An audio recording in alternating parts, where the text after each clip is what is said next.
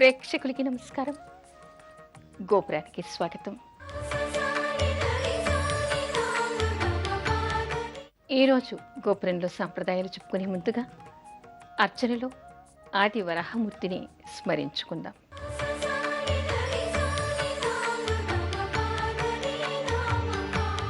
శ్రీనివాస గోవింద, శ్రీ వెంకటేశ గోవింద, భక్తవత్సల గోవింద, భాగ్యశీతల గోవింద, గోవింద హరి గోవింద, గోకుల నందన గోవింద.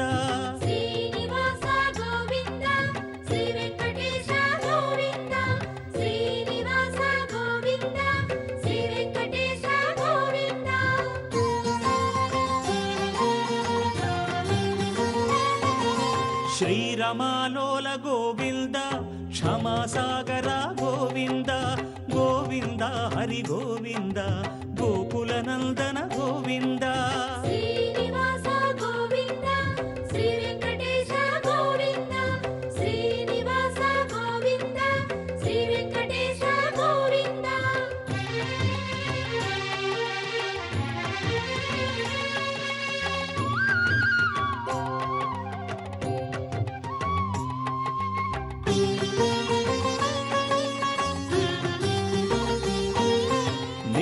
నిర్మల గోవింద, కృపా కోమల గోవింద, గోవింద హరి గోవింద, గోకుల నందన గోవింద.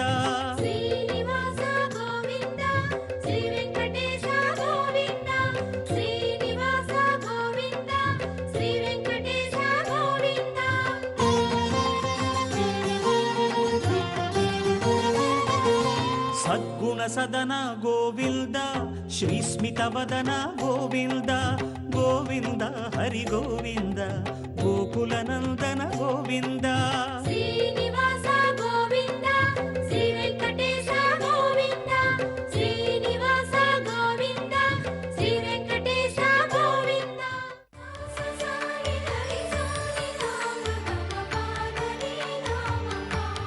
ఆది వరాహమూర్తి ప్రాదుర్భావం ఏ విధంగా జరిగింది? చాలామంది రోడ్డును వెళ్ళేటువంటి కనిపించేటువంటి వరాహాలను చూసి అబ్బా విష్ణుమూర్తి ఇలాంటి అవతారాన్ని ఎలా ఎత్తాడు అనేటువంటి మాటలు హాస్యాస్పదంగా మాట్లాడుతూ ఉంటారు. అసలు ఆయన ఎందుకు ఉద్భవించాడు, తర్వాత ఆయన భూమిని ఏ విధంగా కాపాడాడు అనేటువంటి విషయాన్ని తప్పకుండా అందరూ తెలుసుకోవాలి.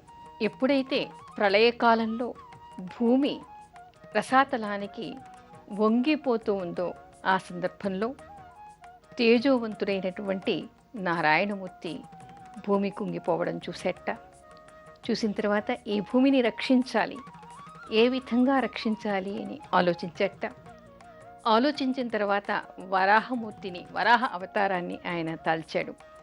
ఆ వరాహ అవతారం కూడా మనకి మామూలుగా కనిపించేటువంటి అవతారం కాదు, అదృశ్య రూపమైనటువంటిది, అది వాగ్రూపమైనటువంటిది. అది అయితే ఆ వరాహ విస్తీర్ణం ఎలా ఉంది అంటే ఆయన అవతారం, ఆయన శరీరం 100 యోజనాల విస్తీర్ణం కలిగి ఉందిట, 200 యోజనాల ఎత్తు కలిగి ఉందిట. పరబ్రహ్మస్వరూపం, రవి సమానమైనటువంటి తేజస్సుతో ఉన్నట్ట. ఆయనకు ఉండేటువంటి 4 పాదాలు, 4 వేదాలు. ఆ తర్వాత ఆయనకు ఉండేటువంటి రోమాలన్నీ వేదాంగాలు. తర్వాత రాత్రి పగలు ఆయనకి 2 కళ్ళుగా ఉన్నాయిట. ఆ తర్వాత ఉగ్రరూపంతో ఉన్నాడు, తేజోరూపంతో ఉన్నాడు, పరబ్రహ్మస్వరూపమై వెలుగుతూ ఉన్నాడు. అదృశ్య రూపంలో, వాగ్రూపంలో ఆయన ఉన్నాడు. ఆ తర్వాత ఆయన వంగి తన కోరలతో ధరణీదేవిని పైకి తెచ్చట, యథాస్థానంలో ఉంచట. అలా ధరణీదేవిని అంటే భూదేవిని ఆయన కాపాడి యథాస్థానానికి చేర్చిన తర్వాత ఆ భూదేవి ఆయనకి వినమ్రంగా నమస్కరించిన తర్వాత, ఓ ధరణీదేవి, భూదేవి, నిన్ను సకల జనులు ఇక్కడి నుంచి కొలవాలి. ఎలాంటి సందర్భంలో కొలవాలి? ఎవరైనా ఇంట్లో ఏ శుభకార్యాలు చేసినా భూదేవిని పూజ చేయాలి, భూమి పూజ చేయాలి. సేద్యం మొదలుపెట్టేప్పుడు, గృహప్రవేశం చేసేప్పుడు, శంకుస్థాపన చేసేప్పుడు, ఉపనయనం చేసేప్పుడు, వ్రతాలు శుభకార్యాలు చేసేప్పుడు, తోటలు బావులు తవ్వించేప్పుడు, చెరువులు తవ్వించేప్పుడు, శంకుస్థాపన చేసేప్పుడు, వివాహాది శుభకార్యాల్లో, యజ్ఞయాగాది క్రతువుల్లో ఎప్పుడు ఎక్కడైనా ఏ పూజ చేసినా, ముఖ్యంగా భూమి మీద తవ్వేటువంటివి, అంటే భూమిని తవ్వేటువంటి పనులు ఏవి చేసినా, మనం భూమిని దేనికి తవ్వుతాం? చెరువులు, బావులు, ఇళ్ళు కట్టడానికి, సేద్యం చేయటానికి అనేక సందర్భాల్లో మనం భూమిని తవ్వుతూ ఉంటాం. అలాంటి సందర్భంలో భూమి పూజ చేయకుండా, భూదేవిని శరణు వేడకుండా ఎవరు చేస్తారో వాళ్ళు నరకలోకానికి వెళ్తారని, 100 సంవత్సరాలు వాళ్ళక్కడ నరకలోకంలో కష్టాలు పడతారని చెప్పేసి శపించట ఆది వరాహమూర్తి. అయితే ఆవిడ వినమ్రంగా నమస్కరిస్తూ చెప్పిందిట, మీ ఆజ్ఞను నేను శిరస వహిస్తాను, ఎవరు నన్ను పూజిస్తారో వాళ్ళని అనుగ్రహిస్తాను.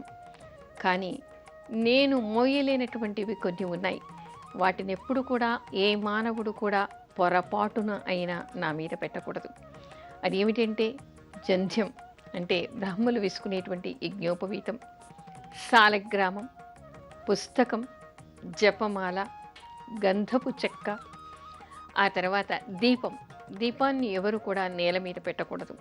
పువ్వులు, ఆ తర్వాత రత్నాలు, మాణిక్యాలు, శంఖం, తర్వాత ఏవైనా కూడా నేల మీద అట్టే పెట్టకూడదు. ఈ విషయాన్ని అందరూ తెలుసుకోవాలి. చాలా చోట్ల దేవాలయాలకు వెళ్ళినప్పుడు చాలామంది ఏం చేస్తుంటారు, ప్రమిదలు చేతిలో ఉండవు, ఒత్తులు తడిపి తీసుకొస్తారు, వెలిగించి ఏ గూట్లోనో అక్కడ పెట్టేస్తూ ఉంటారు, లేదా నేల మీదే దేవుడి ముందర పెడుతూ ఉంటారు. కొంతమంది ప్రబుద్ధులు శివుడికి దీపం పెట్టడానికి శివుడి పానవట్టం మీదే దీపాలు వెలిగిస్తూ ఉంటారు. అసలు దీపాలు ఎక్కడ వెలిగించాలి, ఎక్కడ వెలిగించకూడదు అనేటువంటి జ్ఞానం తెలుసుకోవాలి. దీపం పెట్టేప్పుడు కింద భూమి పూజ చేసి భూమికి ముగ్గు పెట్టి దాని మీద ఒక పీట కానీ, లేదా పీట వేసి పీట మీద ముగ్గు కానీ పెట్టి దాని మీద ఒక చిన్న పళ్ళెంలో దీపారాధన చేయాలి. ఎప్పుడు కూడా దీపాన్ని నేల మీద అట్టే పెట్టకూడదు. కొంతమంది ఒత్తుల్నే ఏకంగా భూమి మీద వెలిగించి పెడుతూ ఉంటారు.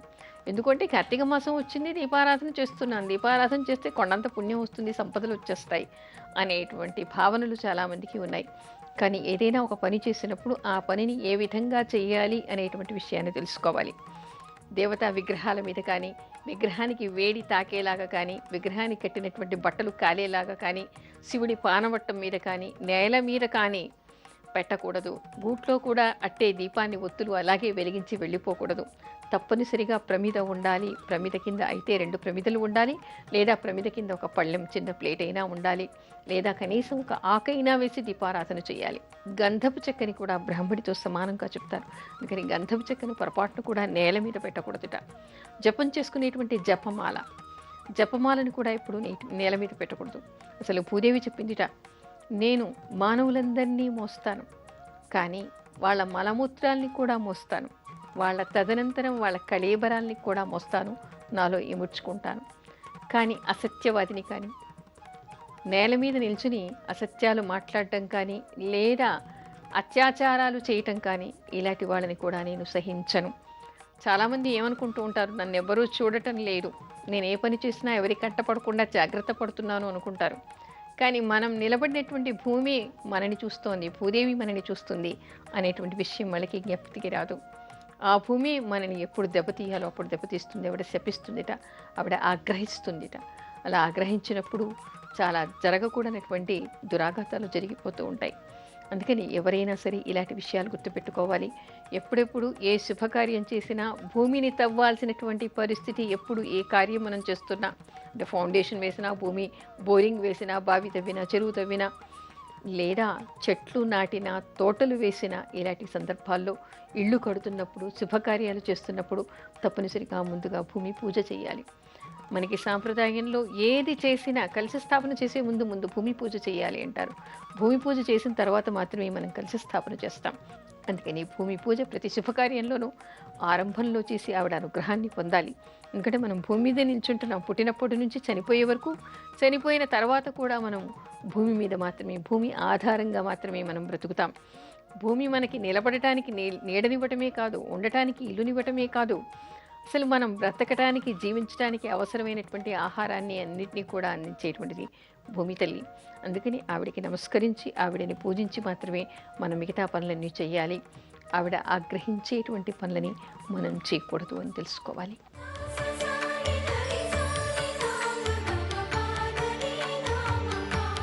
భూదేవి ఆగ్రహానికి గురి కాకుండా ఉండాలి అంటే ఏం చెయ్యాలి? ఇంతకుముందు చెప్పుకున్నాం, భూమిని ఆది వరాహమూర్తి ఏ విధంగా కాపాడాడు, ఆయన ఆవిడకి ఇచ్చినటువంటి వరం ఏమిటి, ఆయనతో ఆవిడ చెప్పినటువంటి విషయాలు ఏమిటి అనేటువంటి విషయం మనం ఇందాక చెప్పుకున్నాం. మరి భూమికి ఆగ్రహం కలగకుండా ఉండాలి అంటే మనం ఏం చేయాలి? ఈ విషయాలు మనకి ఆధ్యాత్మిక గ్రంథాల్లో కనిపిస్తూ ఉన్నాయి.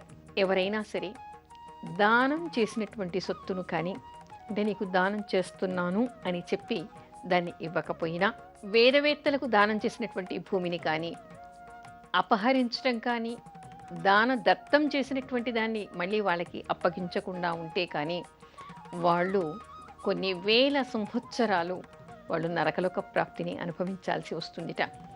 అందుకని మనకి ఏం చెప్తారంటే శాస్త్రంలో, ఎవరికైనా ఏదైనా ఒక పూజ కానీ ఏదైనా కానీ అనుకున్నప్పుడు ఇది ఇస్తాము, ఇది దానం చేస్తాము ప్రతిఫలం అని చెప్తే అదిట వెంటనే ఇచ్చేయాలిట. అందుకని సాధారణంగా ఏం చేస్తూ ఉంటారంటే, వెంటనే అంతా ఇవ్వకపోయినా దాని మూలకంగా కొంత ఇచ్చేసి మొత్తం కార్యక్రమం అయిపోయిన తర్వాత మొత్తాన్ని చెల్లించేస్తూ ఉంటారు.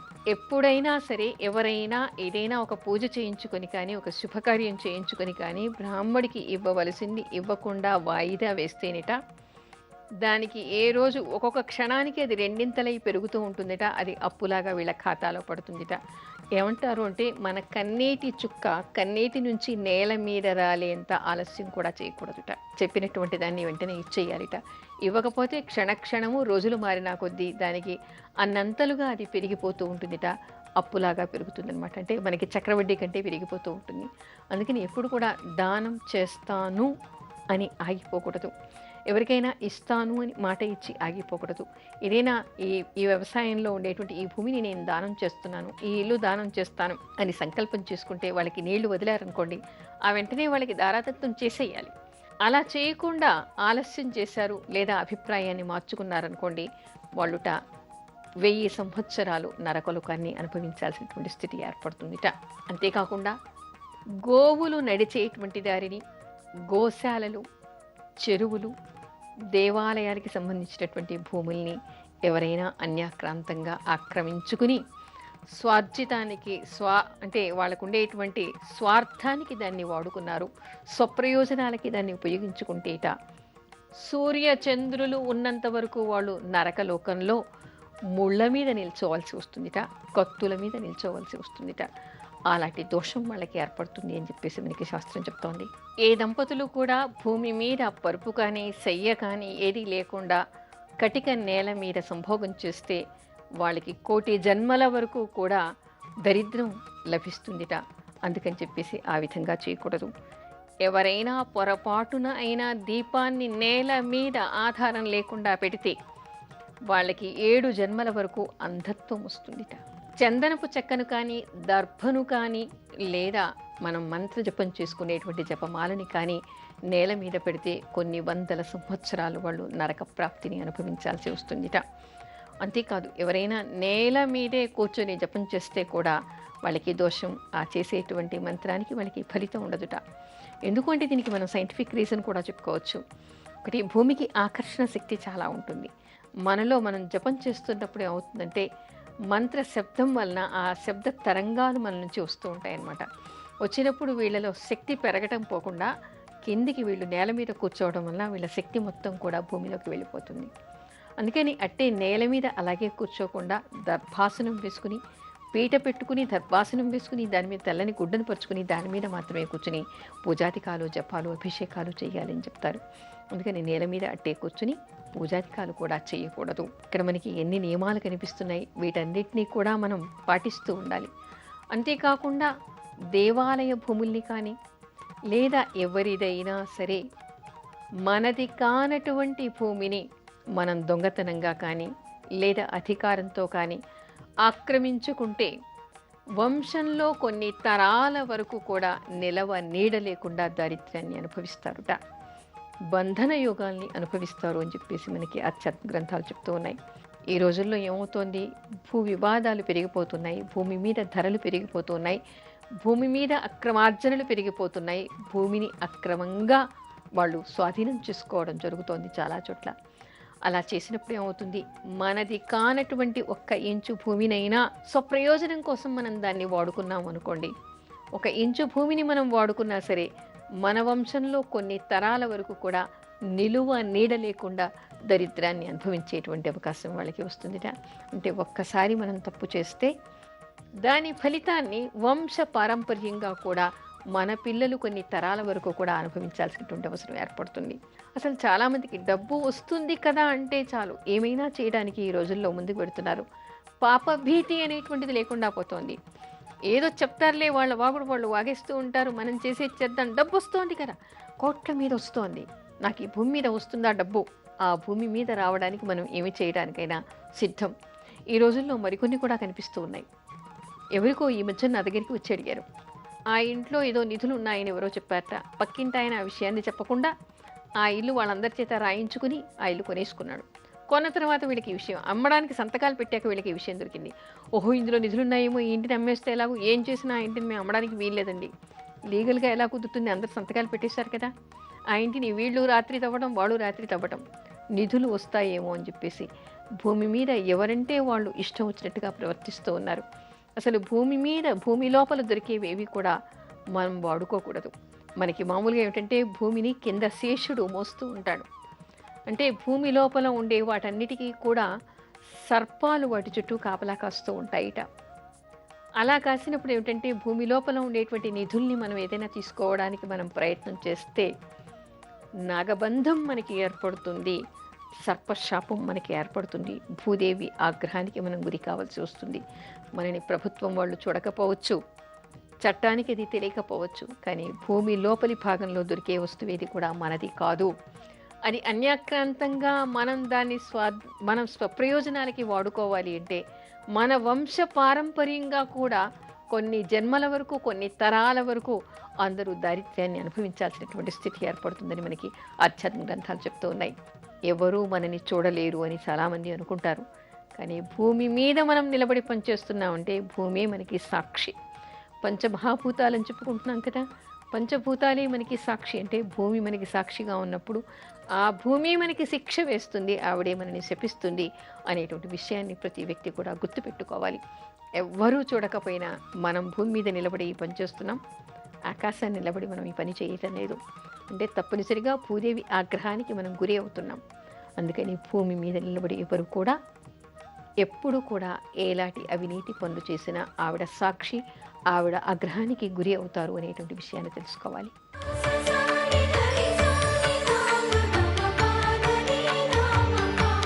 ఇప్పుడు అర్చనలో కొన్ని భక్తి గీతాలు.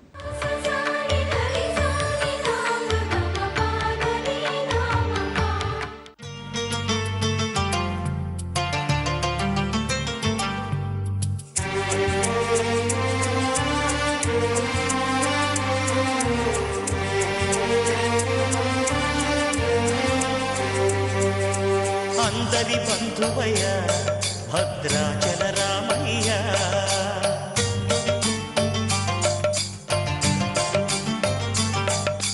ఆదుకునే ప్రభువయ్య అయోధ్య రామయ్య,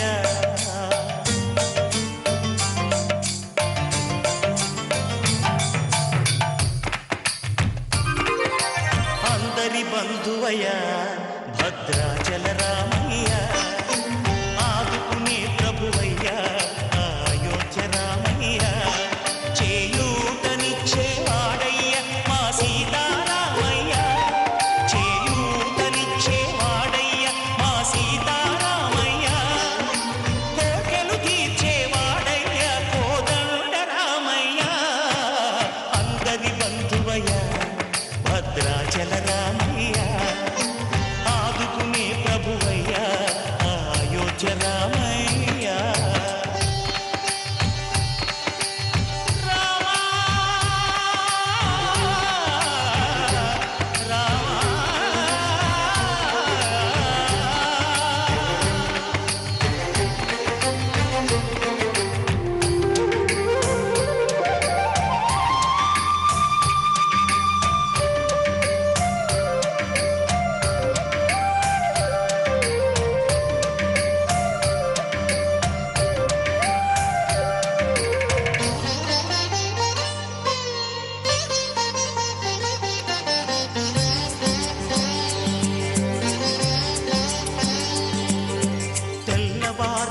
చక్రవర్తి అయి రాజ్యము మేలే రామయ్య తండ్రి మాటకై పదవిని బదలి పడవులకేగెనయా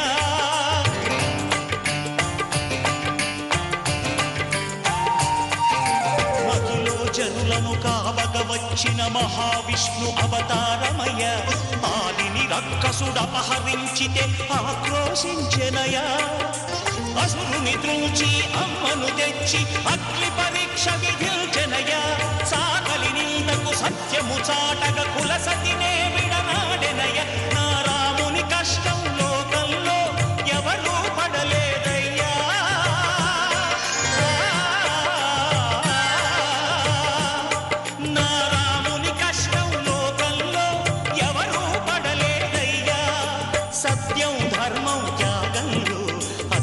సరిలేరయ్యా కరుణాహృదయుడు శరణను వారికి అభయమొసగునయ్యా అందరి బంధువయ్యా భద్రాచల రామయ్యా ఆదుకునే ప్రభువయ్యా అయోధ్య రామయ్యా.